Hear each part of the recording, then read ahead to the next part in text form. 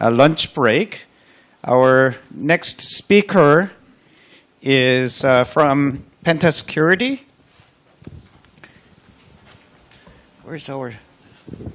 Oh, yeah. Nikija AMO. He's a blockchain consultant working for Pentasecurity.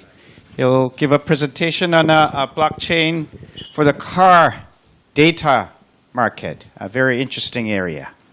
Okay, please. Hello. Thank you for having me here. My name is Nikki Emab, and I'm working in the blockchain development at Pentasecurity Systems. We are working on AMO, which is basically a blockchain meant to support the car-generated data exchange. But on the technical side, the technology we are building is meant to be supporting any type of time series data, which is basically common for IoT environments. So we're making sure we can build a platform where there can be secure storage and secure exchange of time series data. Our discussion today, I'm going to basically cover two parts. The first part is going to be discussing the business motivation of our project. And then in the second part of this discussion, I'm going to cover the technical motivation of our project. Let's start with the business motivation first. Car data. Whether you believe it or not, there's a lot of data that's being generated by modern cars.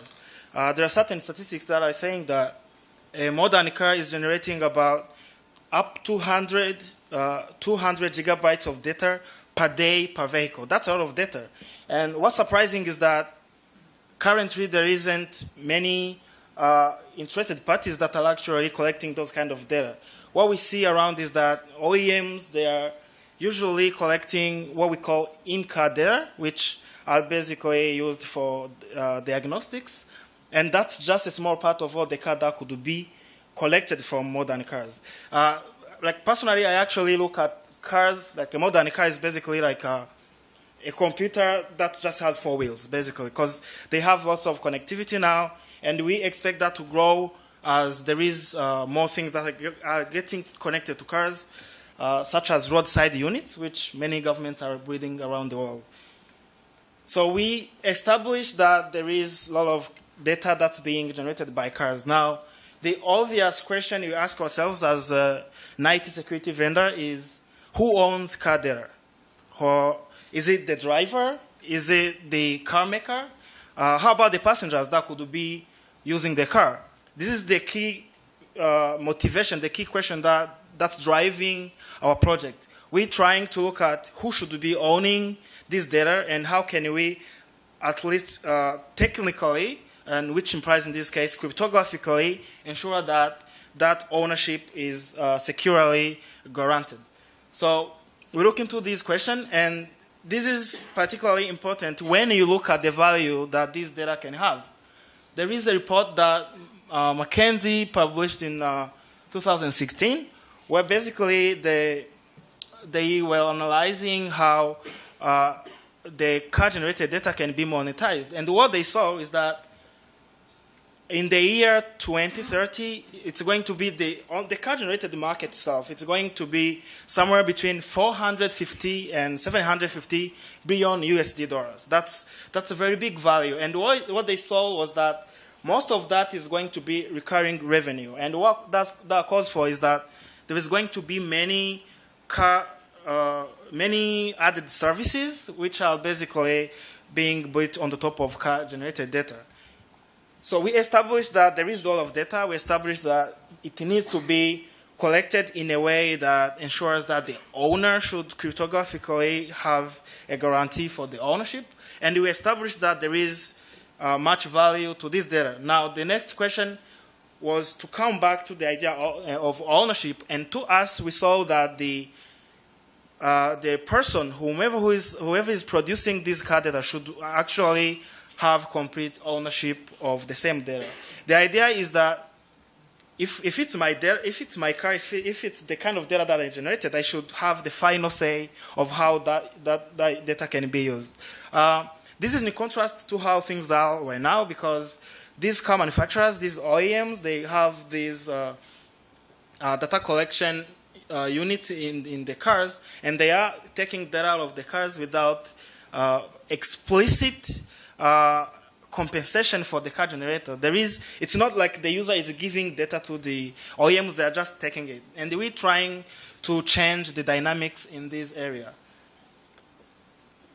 And we saw that blockchain could be the ideal building block for making sure that we ensure our goal of making sure the car data producer remains the car data owner. And the reason why the blockchain can help us with this is that with blockchain, basically, we can easily build a compensation system. We can make sure that if I generate data, I can transparently be compensated for the data that I'm generating. And we can easily build an exchange system where if a given party, if it's an insurance company that's interested in your data, they can easily pay you on the blockchain, and they can easily get the exact data that they are looking for. So the blockchain as a technology is ideal for this problem. And on top of the blockchain, we obviously need to build a car data market where the pricing of the saved data is going to be basically defined by the time-tested principle of economics of supply and demand. If you have a certain type of data that people are interested in, then it's going to have higher value. So the whole idea of pricing on this car data market that we're envisioning is going to be based on the idea of supply and demand. This is a summary diagram of what we're doing.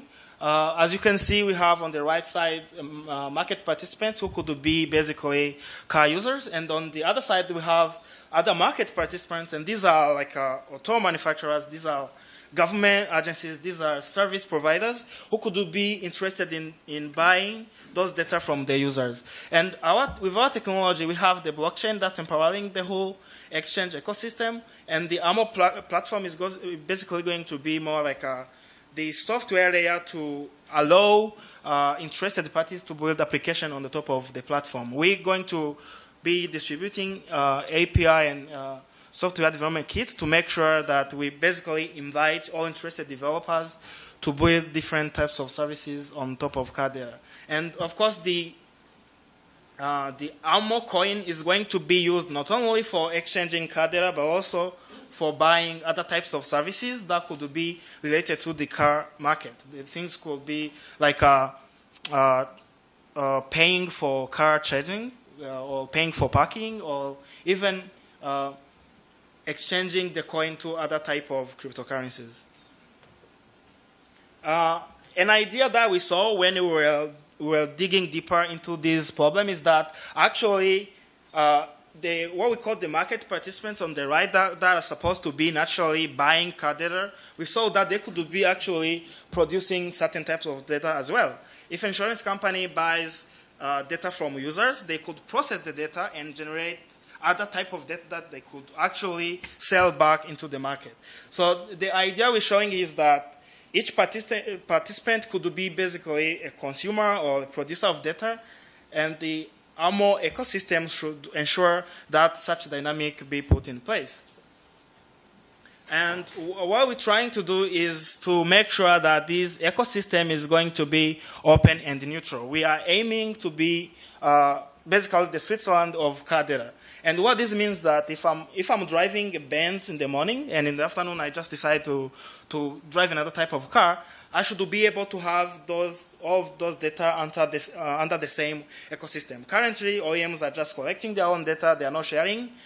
All they share with their own partners, and that actually reduces the potential of the kind of services that could be built on top of car data. But if we have an open system where any type of car could be able to basically put their data up there, there can be unlimited potential to how many services could be built on that. So we're aiming to make it open, we're aiming to make it transparent, and to make sure that anybody who is interested could easily be a participant. And another key idea we are looking into is making sure that users can maintain their ownership. What this means here is that if I have, say, my car data generated over the course of 1 week, and I sell it to one service provider, I should be able to actually sell it all over again. I should be able to sell it to different service providers. The idea of data exchange that we're putting here is basically granting access rights. It's not actually giving up your data, it's making sure you can just grant access rights to a given service provider for a given time period. So the ecosystem we're trying to build should be able to ensure retention of ownership on the car-generated data. This is just a simple use case where we see that currently when you have a car, it's meant to be taking you from one place to another. If, for example, you want to purchase something, you could possibly use your phone and find out which shop could have that item you're looking for, and the car is going to take you there. But what we see in the future is that on the top of these ecosystem, users could do more than that. They could actually make the actual purchase in the car. Things like in-car payment, things like in-car advertisement, which are based on users voluntarily shared data, is what we are envisioning in the future. And we, at Penta Security, we're running this actually as a reverse ICO because we have been working on the underlying technology for quite a number of years. As a company, we've been in the IT security area for 21 years. And we have been, the last 11 years, we've been working in automotive security, where we have a number of related products. Notably, there is AutoCrypt, which is a smart car security product that we've been working on. We have developed Penta Crypto Wallet that can actually allow for secure storage and management of private keys, basically. So we have the underlying technology. Authentica is actually a service that's already running. It's more like a PKI as a service, but the PKI that's aimed specifically for IoT digital certificate management. And the technologies that we're going to be enhancing to be suitable for our envisioned technology is having AMO Auto Wallet, which is going to be an in-car item that can both do the key management and be able to encrypt the data before it can be shot up to the blockchain. We have AMO Mobile Wallet, which can actually make sure that the user can have trusted technology to manage the private keys that they may have, as well as the AMO certificate authority that can help the whole management of private keys in the ecosystem. And as of today, actually, we've had an advanced release of our mobile wallet. It's already on the Android. Basically, it's already available for Android users. And right now, we actually in the middle of our KYC for the pre-sales, and the users can easily download our crypto wallet, and it's actually more advanced because it's using trusted execution environment, which basically puts its security on the standard that's required by financial and payment industry. The roadmap we have for our project is we're targeting basically to have the testnet launched around Q1 of next year, whereas the main net is going to be launched in Q3 of next year. But in between, what we can see is that, for example, we're going in the first Q of next year, we're going to also release what we're calling card data open specification. These are going to be more like now an open invitation to all the participants to be able to build applications and services on the top of cloud data market. And we going to be launching also the AMO data collector, which is an item that's actually already released. We just want to release it with the testnet, which can be put into the car. We'll look at that on a more technical level a few minutes later. And basically, this is how we look at the three types of data that we're looking at. At this point, we are now looking into the technical motivation behind our project. And there are three types of data that we're looking at. There is the in-car data, and this is the only type of data that OEMs are looking at right now. They are only collecting diagnostics-oriented information in the car using these OBD ports. But as cars are getting more connected, we're going to be also interested in V2X. V2X in this context means vehicle to infrastructure, vehicle to vehicle, vehicle to passengers, vehicle to X to any item, basically. And this can generate different types of data, such as traffic information, such as what is usually known as local dynamic map. And we're also looking at the user data. This is more in the side of like infotainment information. Also the parameters that could be generated by the users themselves based on their preferences. Now, as I said earlier, what we saw is that a smart car is more of an instance of a general case of modern IoT devices. If we can build a system for storing and exchanging IoT data, basically, we can use this car data as more like a practical proof of concept that it's actually possible.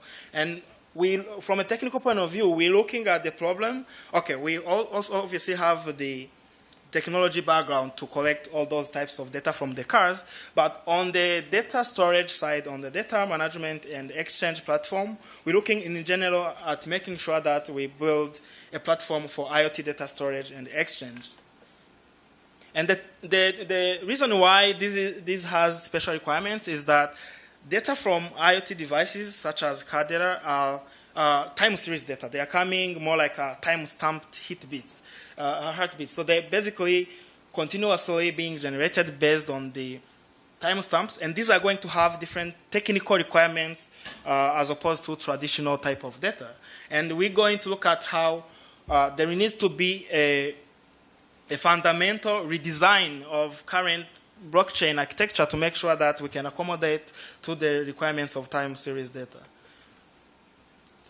If we look at exchanging data, some of the key requirements we're going to have is, for example, making sure we can cryptographically put in place an ownership policy for these IoT data. We're making sure that basically the owner, the person, the node actually that has generated the data have the absolute say over who can have access to the data at any point.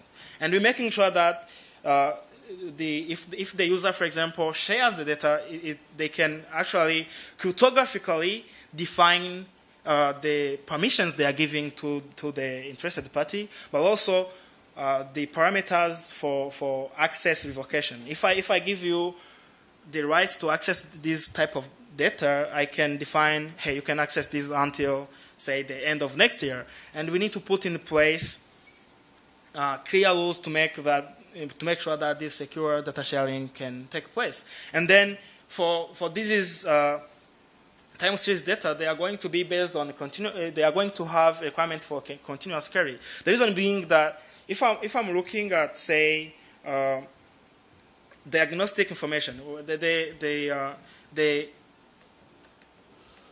in-car data that I was mentioning about earlier, these are things like how much is the car using the fuel, or for the case of electric vehicles, could be looking at the time it takes for the car to be to charge the car, or it could be also like the pattern for braking for the driver, the braking pattern of the driver, how many accidents the car has made, and those are in the format of logs, and usually the queries that come to those data are not looking at one specific time stamp. They are usually looking at a given time interval. And this gives special requirement as opposed to traditional files where you're just querying a specific file. But for us, the indexing has to be based on the timestamp that those data have been generated. And for storage, we have other special requirements. Obviously, this is going to be to have a special scalability plan. And part of that is for IoT data, for example, we are putting in place compression algorithms that are optimized for IoT data. For example, if I'm collecting a given type of logs, I can choose to only collect changes in the state instead of just collecting each type of state. And that on the client side, on the data collection side, I can actually save lots of storage and bandwidth by minimizing the amount of data that I'm collecting. But also we have to make sure that we're splitting data into different shards. As we look at later, we're using distributed storage. Basically, each storage node needs to have different types of data. So we have to collect data, shard it into different units, and have them stored to different nodes across the whole network. And then, as you can obviously infer, we have to make sure that we put in place technology to take care of privacy. Typically, what we're looking at right now is data de-identification, where before uploading the data, the user can remove their private information, but also encrypting the data so that the data producer retains the private key, which they can use to share to the interested parties after payment. This is more like a summary of the requirements, and we are notably comparing time series data and traditional file storage, because there are some other development groups and research groups that are working on storage on the blockchain, and what they are basically looking at is like data archiving. They are basically more like reading the Dropbox on the blockchain. They are looking at how I can store just my files, my pictures on the blockchain, but for us the requirements are more different. Yes, we share some requirements. The storage has to be decentralized. We have to put in place off-chain storage layer. We will look at that later. Of course, we're not going to store everything on the blockchain. The blockchain is going to be meant for metadata as well as for synchronizing the access rights, but the actual storage is going to be on an off-chain layer that's meant for just storage. And then we have to put in place, of course, we all need to have proof of retrievability on the side of each storage node so that they can be able to prove that they store the required information. But further to that, we have other requirements. We talked about timestamp-based indexing. We talked about secure sharing. We talked about spatial compression and the identification requirement that's particularly meant if you're building a data sharing platform. It's not like, again, it's not like I'm building just a platform to help people archive their data that they can always retrieve later. We're making sure that the users have the capability to share with other interested parties. That's where we have different other technical requirements compared to traditional data storage projects. So again, we're kind of summarizing what are the special needs we have here. We're looking into making sure that it's going to be decentralized. So we're going to use the P2P distributed storage, which is going to be the second layer of the platform. And we're going to have scalability in mind from the ground up, from the collection side, as I talked about, the compression, but also on the storage side where we make sure that we shard the data into multiple P2P storage nodes. We have to make sure that our blockchain is taking care of controlled access rights. Basically, each node is going to have a synchronized ledger of who has access to what. I will show you some details later. But also, we have to make sure that we take care of the incentives on the blockchain. We have to make sure that we give proper incentives to both the data producer as well as the storage nodes that are helping the ecosystem.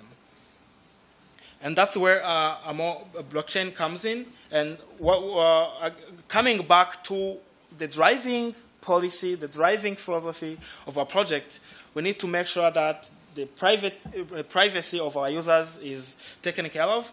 We need to make sure that we have voluntary participation. This is not like the user is actually collecting and giving Penta Security their data. We are basically putting a platform there where the users can put their data, be in full control of the data, and be compensated when they decide to sell the data to interested parties. And of course, their ownership needs to be retained across the whole life cycle of the said data. This is a little bit of a deeper look into how we're looking at our design. As I mentioned earlier, we're going to have two layers. The first layer, the actual blockchain layer, is meant for storing metadata as well as access rights ledger.